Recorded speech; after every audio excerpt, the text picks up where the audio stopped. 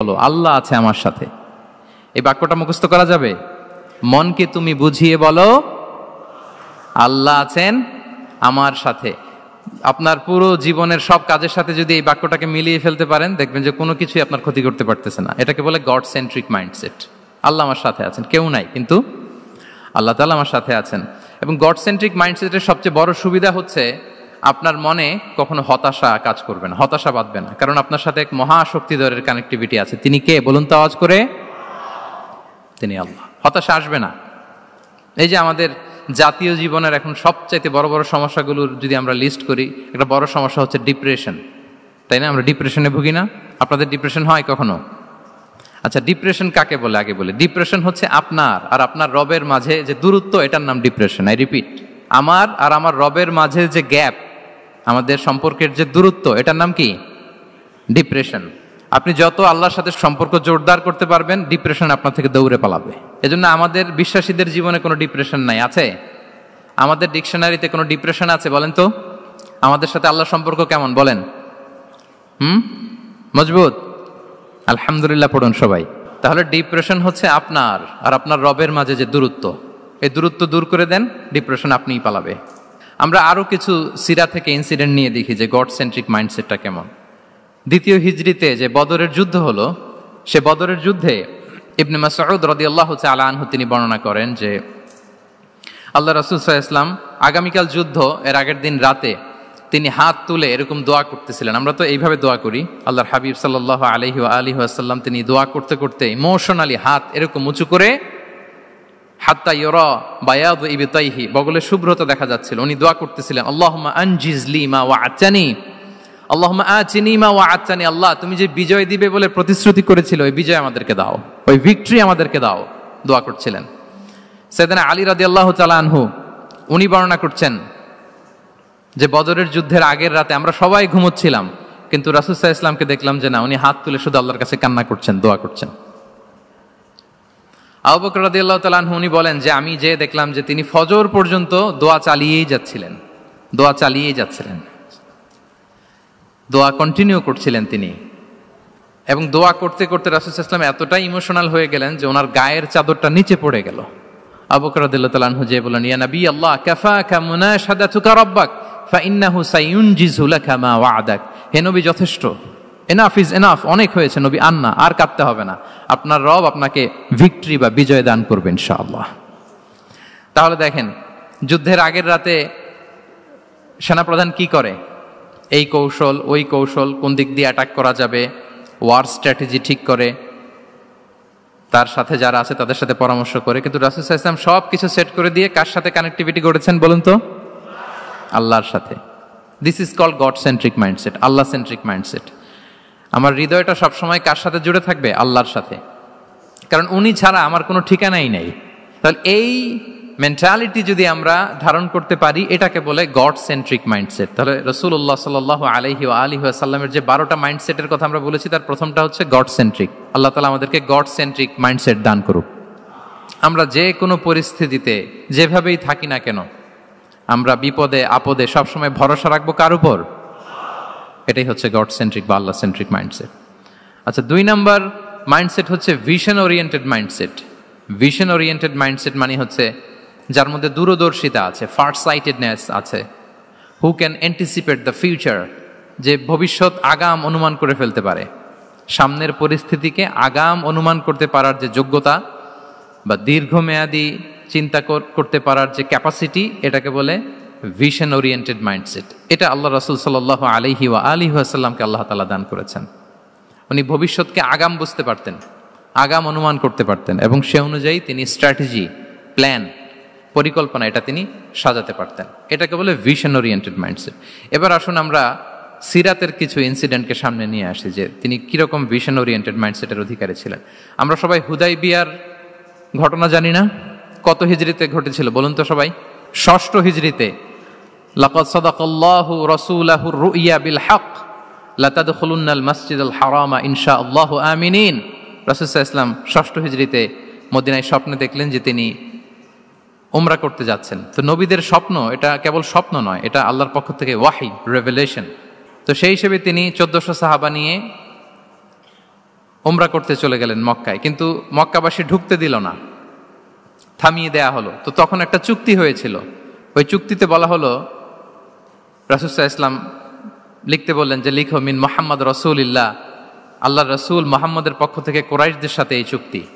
কুরাইশরা আপত্তি করলো যে না, শুধু মুহাম্মদ লেখা যাবে, রাসূলুল্লাহ লেখা যাবে না, কারণ তুমি যে রাসূলুল্লাহ, আল্লাহর রাসূল, এটা যদি আমরা মেনে নেই তাহলে তোমার সাথে আর আমাদের দ্বন্দ্ব কিসের, আমরা তো ভাই ভাই হয়ে গেলাম, রাসূলুল্লাহ কাটো।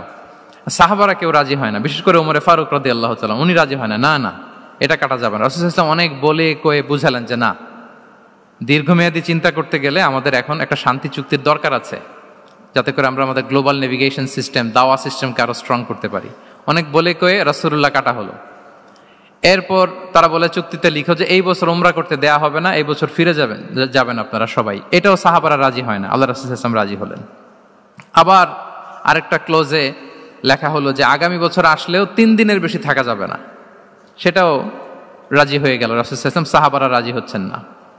এরপর মক্কা থেকে কোনো লোক মদিনায় গেলে মদিনাবাসী তাকে রাখতে পারবে না, ফেরত দিতে হবে। কিন্তু মদিনা থেকে কোনো লোক মক্কায় আসলে মক্কাবাসী তাকে ফেরত দিতে বাধ্য থাকবে না। দেখেন, একটার পর একটা মুসলমানদের বিরুদ্ধে সব ক্লোজ যাচ্ছে, কোনো সাহাবীরাই রাজি হচ্ছেন না। কিন্তু আল্লাহ রাসূল সাল্লাল্লাহু আলাইহি ওয়া আলিহি ওয়াসাল্লাম তিনি বললেন যে না, লিখো লিখো। উমর ফারুক রাদিয়াল্লাহু তাআলা আনহু এতটাই রাগান্বিত হলেন, তিনি প্রশ্ন করলেন, ইয়া রাসূলুল্লাহ আলাইসা আনতা নাবিয়্যুন হক, আপনি এই যে কম্প্রোমাইজের পর কম্প্রোমাইজ করে যাচ্ছেন, আপনি কি সত্য নবী নন, সত্য রাসূল নন? আলাসনা আলা দীনিন হক, আমরা কি সত্যের উপর প্রতিষ্ঠিত নই?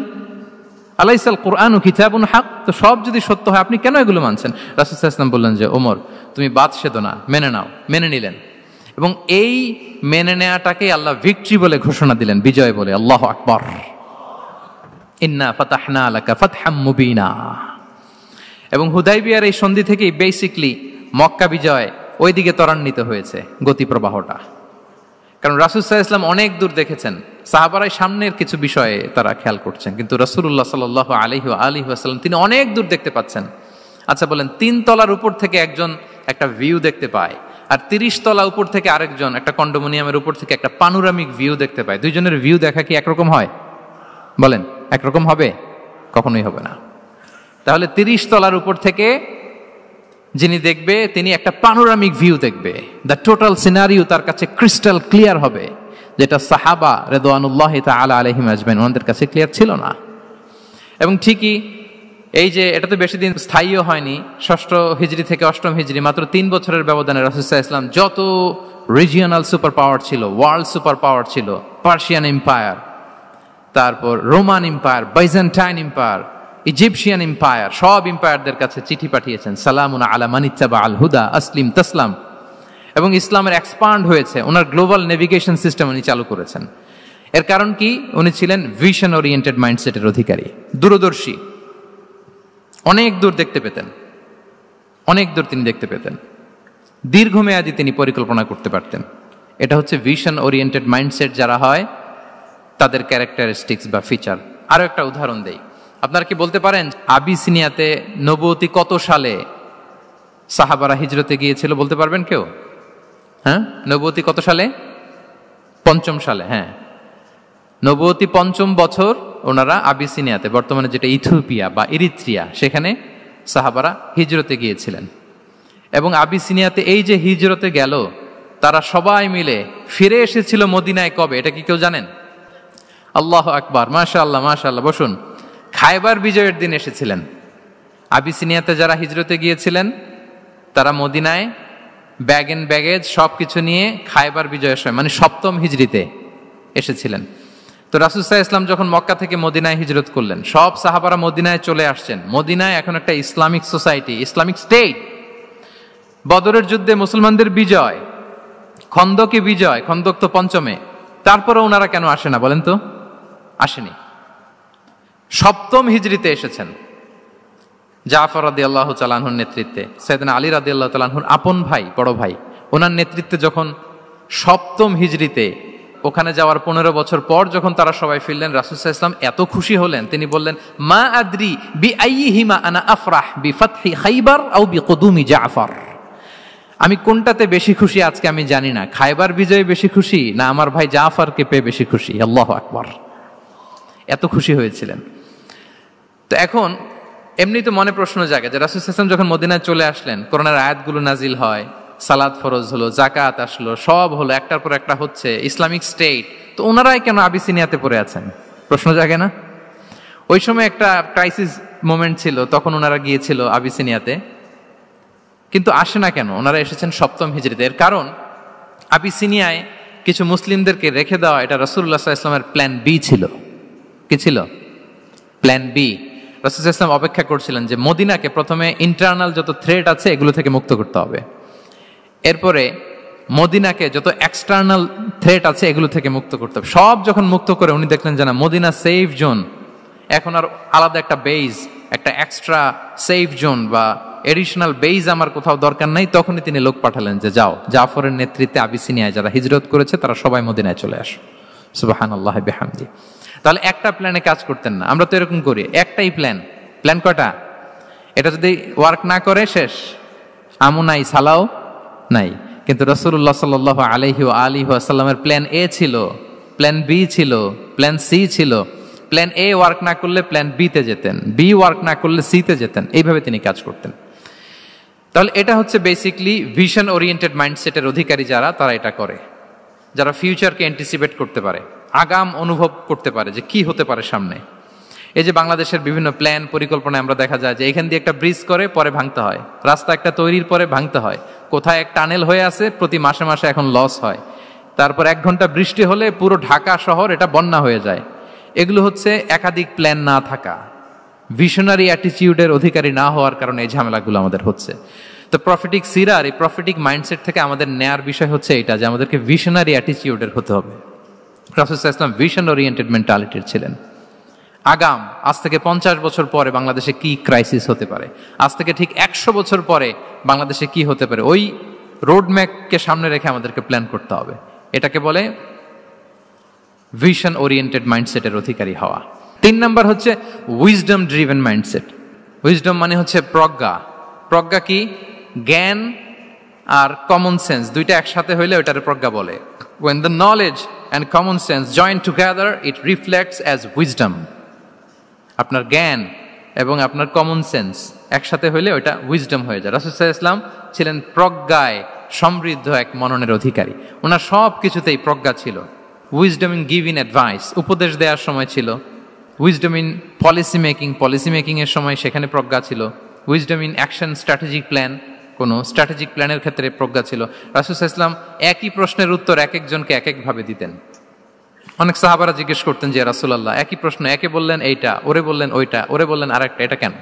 তো রাসূল সাল্লাল্লাহু আলাইহি ওয়াসাল্লাম বললেন যে আমি জানি ওর কিসে ঘাটতি, আমি জানি ওর কি প্রয়োজন, আমি জানি ওকে কোন নাসিহাটা দিলে কাজ করবে, ফলে এক একজনকে আমি এক একভাবে ক্লারিফাই করেছি। আল্লাহু আকবার।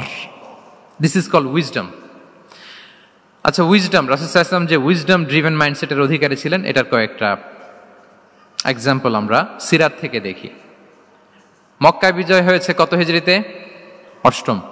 অষ্টম হিজরিতে যখন মক্কা বিজয় হলো, তখন রাসূল সাল্লাল্লাহু আলাইহি ওয়াসাল্লাম আম্মাজান আয়েশার সাথে গল্প করছিলেন আর বলছিলেন, আয়েশা, লাউলা হাদাসাতু আহদি কওমিকা বিল কুফরি লা নাকাতুল কাবাতা ওয়া লা জাআলতুহা আলা আসাসি ইব্রাহিম।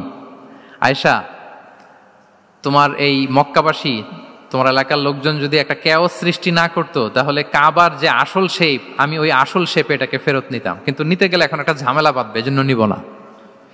ব্যাপারটা হচ্ছে আমরা এখন যে কাবাটাকে দেখি এটা হচ্ছে স্কয়ার আকৃতির। স্কয়ার মানে কি? বর্গাকৃতি, তাই তো? বর্তমান কাবা কোন আকৃতির বলেন তো? একটা বড় কিউবের সাইজ না? দূর থেকে দেখলে মনে হয় একটা বড় কিউবের সাইজ, কিউবের আকৃতি মানে স্কয়ার, চতুর্ভুজ। কিন্তু সাইয়েদনা ইব্রাহিম আলাইহিস সালাম যে কাবা নির্মাণ করেছিলেন এটা কিন্তু এরকম কিউব ছিল না, ওটা ছিল রেক্ট্যাঙ্গেল। রেক্ট্যাঙ্গেল ছিল, মানে আয়তাকৃতির ছিল, এরকম লম্বা। এই যে এই টেবিলটা যেরকম, টেবিলের যে শেপ এইরকম ছিল, এরকম লম্বা কাবাঘর ছিল আয়তাকৃতির। কিন্তু এখন এটা কমে স্কয়ার আকৃতির হয়ে গেছে। এর কারণটা কি? কাবা একবার ওখানে অগ্নিকাণ্ড ঘটার কারণে ধ্বংস হয়েছিল, ফলে কাবাকে আবার রিনোভেশন করা লেগেছিল, পুনর্নির্মাণ।